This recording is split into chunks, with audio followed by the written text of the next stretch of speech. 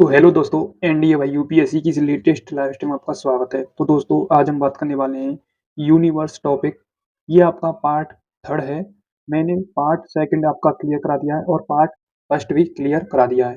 तो इसमें हम बात करेंगे पूरे यूनिवर्स में। तो यूनिवर्स से रिलेटेड कुछ टॉपिक और कुछ भ्रांतियाँ और कुछ महत्वपूर्ण फैक्ट भी इम्पोर्टेंट हैं। हम बात करेंगे इसके पॉइंटों पर। तो मैं बिना टाइम बर्बाद किए इस क्लास को चालू करता हूँ। तो ये आपकी क्लास पार्ट थर्ड क्लासेज है। कौन सी है? क्लास थर्ड है। तो अब मैं चालू कर रहा हूँ अपनी क्लास को। तो देखो, सबसे पहले हमें पढ़ना है इस टॉपिक में आकाश गंगा। सबसे पहला पॉइंट है आपका आकाश गंगा, जिसे इंग्लिश में कहते हैं गैलेक्सी। उसके बाद आपको अगला टॉपिक क्लियर करना है न्यारका, जिसे इंग्लिश में कहते हैं नेबुला। उसके बाद आपको अगला टॉपिक क्लियर करना है, अगला टॉपिक है आपका क्वेसर, जिसे इंग्लिश में कहते हैं क्वेसर। उसके बाद आपको अगला टॉपिक क्लियर करना है स्टार, बोले तो तारे। उसके बाद है आपका ब्लैक होल। ब्लैक होल, या मैं डायरेक्ट लिख देता हूँ इसे ब्लैक होल। Black hole. तो ये आपके टॉपिक हैं जो कि हमें क्लियर करने हैं इसी क्लासेज में। आपका फर्स्ट टॉपिक है गैलेक्सी, सेकंड टॉपिक है न्यारका, थर्ड टॉपिक है क्वेसर, फोर्थ टॉपिक है स्टार और फिफ्थ टॉपिक है ब्लैक होल, जिसे हम क्या कहते हैं? ब्लैक होल या कृष्ण छिद्र भी कहते हैं इसे, कृष्ण छिद्र। ओके, ये आप या इसका सेकंड नाम है कृष्ण छिद्र। अब मैं चालू कर रहा हूँ सबसे पहले गैलेक्सी टॉपिक को, आकाश गंगा, जिसे गैलेक्सी कहते हैं। क्या कहते हैं? गैलेक्सी। अब देखो, गैलेक्सी आपका होता क्या है? तो गैलेक्सी होता है ग्रुप ऑफ द स्टार, यानी तारों का समूह। ग्रुप ऑफ द स्टार, बोले तो तारों का समूह। हिंदी में कहते हैं तारों का समूह। ओके। अब देखो, हमारी अपनी पृथ्वी की कितनी गैलेक्सी हैं? तो सबसे पहले दुग्ध मेखला, हमारी अपनी पृथ्वी की क्या है? आकाशगंगा, दुग्ध मेखला। उसके बाद है सेकंड मिल्की वे, मिल्की वे। उसके बाद फोर्थ है, थर्ड है मंदाकिनी। ये हमारी अपनी पृथ्वी की क्या है? आकाश गंगा, मंदाकिनी। सबसे फर्स्ट दुग्ध मेखला, सेकंड मिल्की वे, थर्ड मंदाकिनी। और ग्रुप ऑफ द स्टार, तारों का समूह क्या कहलाता है? गैलेक्सी कहलाता है। क्या कहलाता है? गैलेक्सी, बोले तो आकाश गंगा। ठीक है। अब बात करते हैं कि आकाश गंगा की स्ट्रक्चर कैसी होती है। तो देखो, आकाश गंगा की स्ट्रक्चर कैसी होती है। ये होती है आकाश गंगा की स्ट्रक्चर इस प्रकार से। ठीक है, इस प्रकार से इसकी स्ट्रक्चर होती है। और इसका भाग होता है सर्पिलाकार। इसका भाग कैसा होता है? सर्पिलाकार।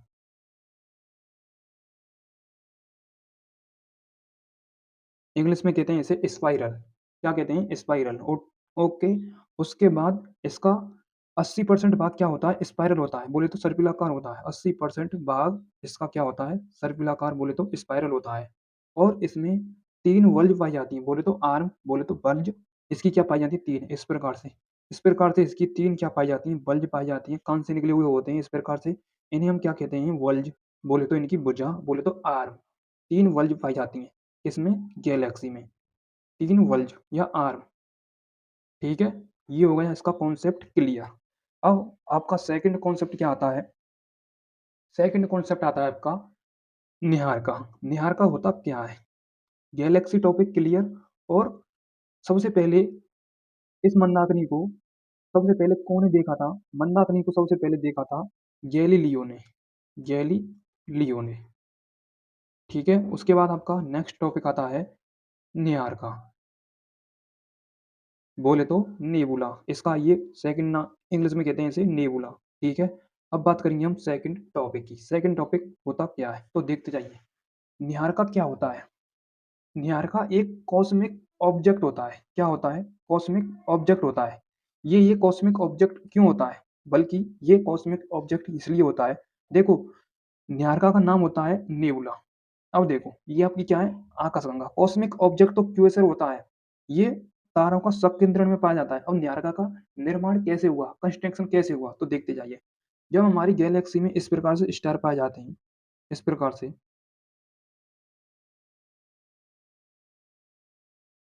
से, हमारी गैलेक्सी में क्या है? स्टार हैं।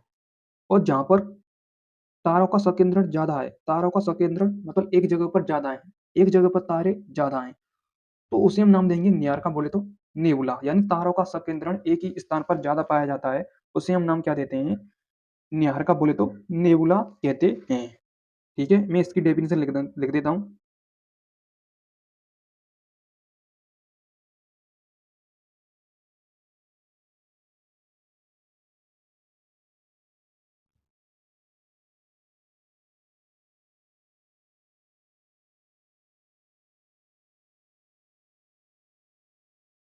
देखो, डेफिनिशन मैंने लिख दी है।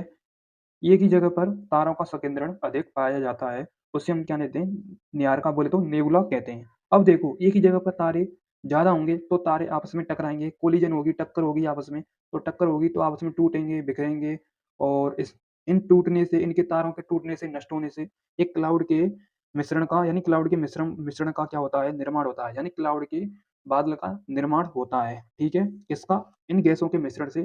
तो ये टूटेंगे, बिखरेंगे और इसमें कोलिजन होगा, तो आपस में टकरा करके ये क्लाउड के बादल का निर्माण करते हैं, बोले तो गैस के बादलों का निर्माण करते हैं। क्या? जब ये तारे आपस में टकराते हैं तब गैस के बादलों का निर्माण होता है, गैस के मिश्रण से बादलों का समूह होता है। ठीक है? समूह बनता है या निर्माण होता है।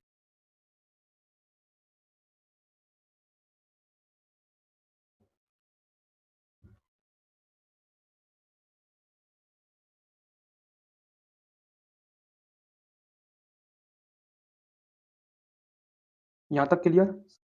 कि गैस के मिश्रण से बादलों का निर्माण होता है। ठीक है? यहाँ तक क्लियर, जो मैंने आपके लिए पहले समझा दिया है। और इस मिश्रण में हाइड्रोजन, हीलियम, अन्य आयनित गैस पाई जाती हैं। जैसे हाइड्रोजन, हीलियम, अन्य आयनित गैस पाई जाती हैं। अन्य आयनित गैस क्या पाई जाती हैं? इसमें, नेबुला में। ठीक है? पाई जाती हैं। यहाँ तक क्लियर? अब देखो, मैं दोबारा से एक बार इसका रिवाइज़ करा देता हूँ। तो देखो, न्यारका को इंग्लिश में कहते हैं नेबुला। जब हमारी गैलेक्सी में एक ही जगह पर तारे का संकेंद्रण होगा तो वहाँ पर तारे आपस में टकराएँगे। टकराने पर एक ही जगह पर तारों का संकेंद्रण अधिक पाया जाता है, तो गैस के बादलों का निर्माण होता है। ठीक है? क्यों? क्योंकि आपके अक्सर गाँव में एक ही जगह पर ज़्यादा आदमी रहेंगे, तो उनमें आपस में लड़ाई भी होगी, झगड़े भी होंगे, तो आपस में मर कटेंगे वे, आपस में मतलब एक हाथ से निपट जाएगा। इसी प्रकार से हमारी गैलेक्सी का एक रिलेटेड कर सकते हैं अपने विलेज के लोगों से। ठीक है? तो ये आपस में टकरा जाते हैं और टकराने पर गैस के मिश्रण से बादलों का निर्माण होता है और गैस पाई जाती है, हाइड्रोजन, हीलियम, अन्य आयनस गैस भी पाई जाती हैं। ये होता है क्या? न्यारका का कॉन्सेप्ट, बोले तो नेबुला का कॉन्सेप्ट। या आप बोल सकते हैं अंतरिक्ष में पाए जाने वाले धूल और गैस के मिश्रण से बने बादलों का समूह ही न्यारका कहलाता है, और इसमें हाइड्रोजन, हीलियम, अन्य आयनित गैस भी पाई जाती है। अब आपका अगला टॉपिक होता है क्वेसर, जिसे इंग्लिश में कहते हैं क्वेसर। ठीक है? अब आपका अगला टॉपिक है क्वेसर। क्वेसर को क्या कहते हैं? क्वेसर। ठीक है? अब देखो, क्वेसर होता क्या है? क्वेसर एक कॉस्मिक ऑब्जेक्ट होता है, कॉस्मिक ऑब्जेक्ट होता है।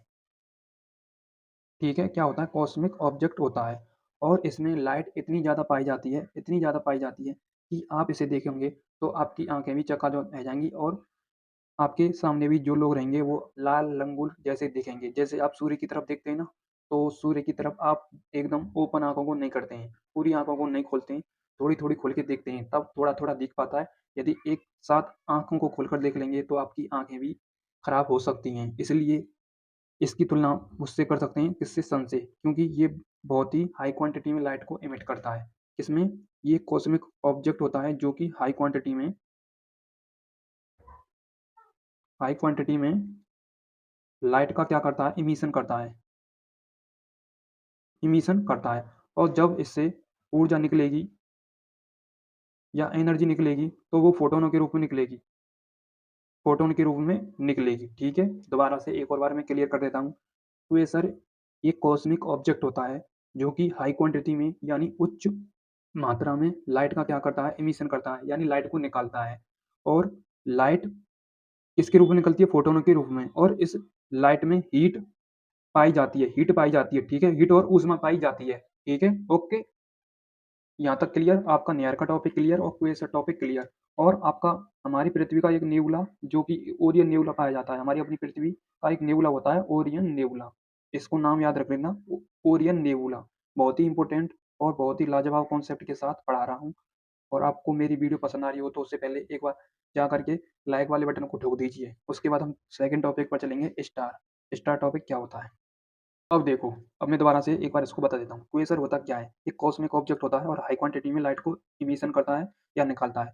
एनर्जी किसके रूप में निकलती है? फोटोनों के रूप में निकलती है। और एनर्जी में ऊर्जा प्लस हीट होती है। और ये ब्रह्मांड का एक सबसे चमकीला तारा भी है, सबसे चमकीला तारा भी है, ठीक है? ब्रह्मांड का सबसे चमकीला तारा है। और सबसे चमकीला पिंड कौन सा है? वो है अगले टॉपिक में बताऊंगा। सबसे चमकीला पिंड क्या है, ठीक है? सबसे चमकीला पिंड होता है आपका साइरस, ठीक है? 1 मिनट, 1 मिनट, 1 मिनट, 1 मिनट। ये सबसे चमकीला है, ब्रह्मांड का सबसे चमकीला क्या है? पिंड है। और सबसे चमकीला तारा क्या है? सीरियस तारा या साइरस तारा भी इसे कहते हैं। साइरस तारा ये एक तारा है जो कि ब्रह्मांड का सबसे चमकीला तारा है, चमकीला तारा है। और ये एक क्या है? पिंड है, पिंड, ठीक है? यहाँ तक क्लियर? अब मैं चलता हूँ अगले टॉपिक पर। उसके बाद एक और कॉन्सेप्ट आता है क्वेसर में कि क्वेसर को दूरबीन से भी देख पाना संभव है, ठीक है? दूरबीन से भी देख पाना संभव है, दूरबीन से, ठीक है? क्योंकि हाई क्वांटिटी में लाइट का एमिशन करता है और ये सबसे चमकीला पिंड है ब्रह्मांड का। उसके बाद आता है आपका नेक्स्ट टॉपिक। नेक्स्ट टॉपिक आता है आपका स्टार, बोले तो तारा। इंग्लिश में कहते हैं स्टार। स्टार होता क्या है? देखते जाइए स्टार होता क्या है। अब देखो, स्टार होता क्या है? सबसे पहले स्टार एक एनर्जी का रूप है, ऊर्जा का रूप है। यानी ऊर्जा के सम्मिलित रूप से ही स्टार का फॉर्मेशन हुआ है। देखो कैसे?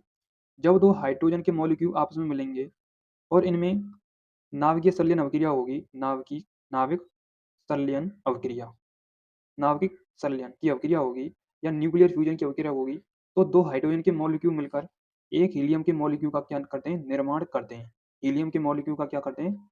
निर्माण करते हैं, ठीक है?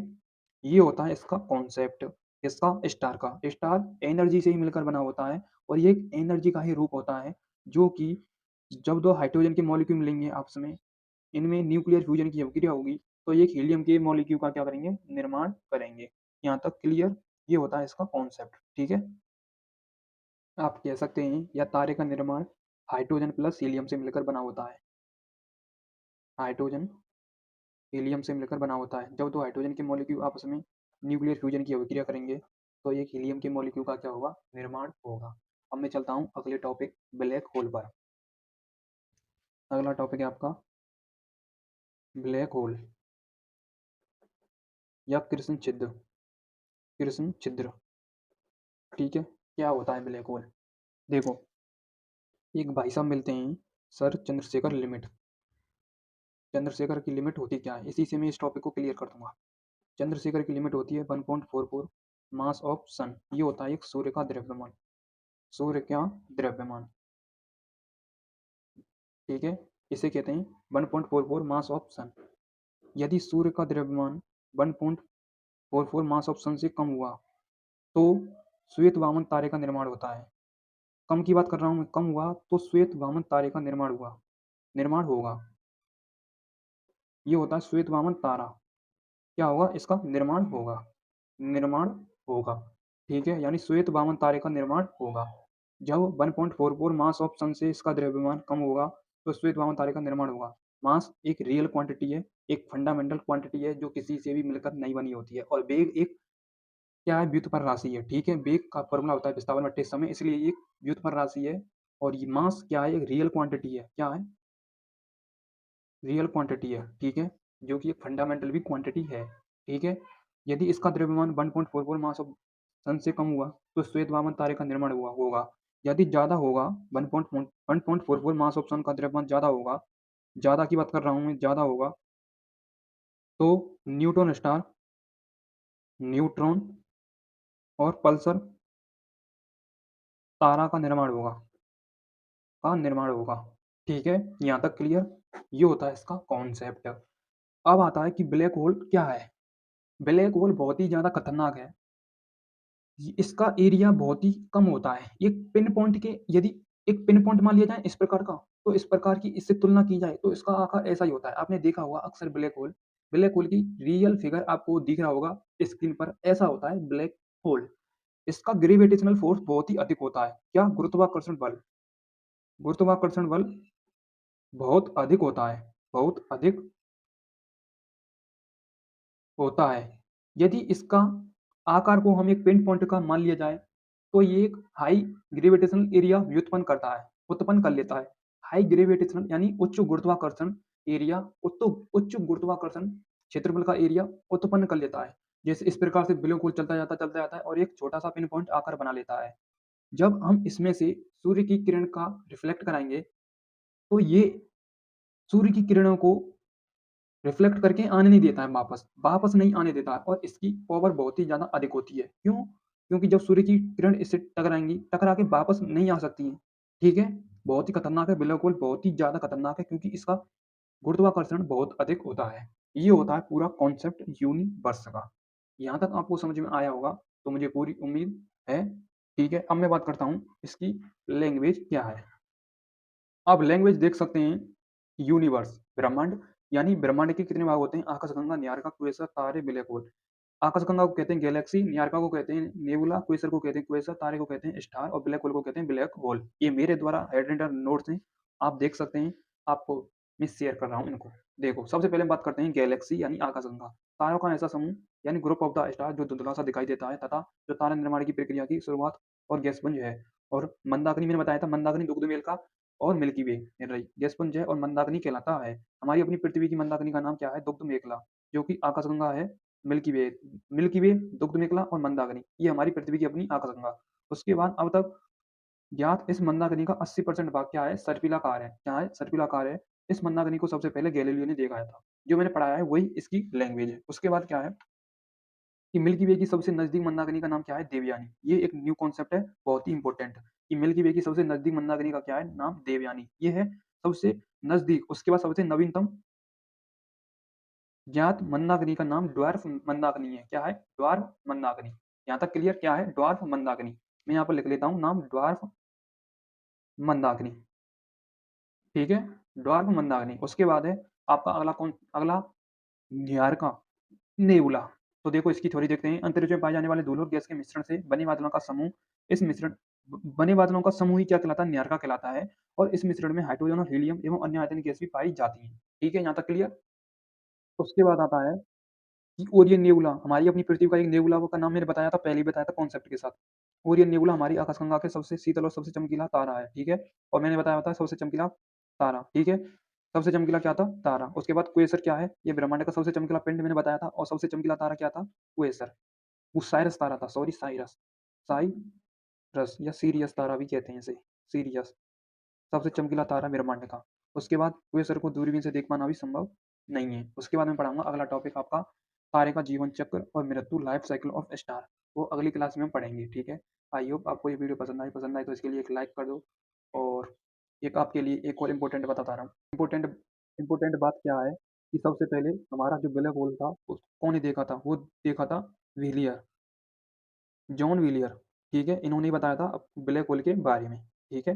ये होता है कॉन्सेप्ट क्लियर। जॉन व्हीलियर ने बताया था ब्लैक होल के बारे में, ठीक है? तो आज की क्लास को मैं यहीं पर स्टॉप करता हूँ। आई होप आपको ये वीडियो बहुत ही पसंद आई होगी। तब तक के लिए मिलते हैं नेक्स्ट वीडियो के साथ। Thank you so much. Love you all. जय हिंद, वंदे मातरम।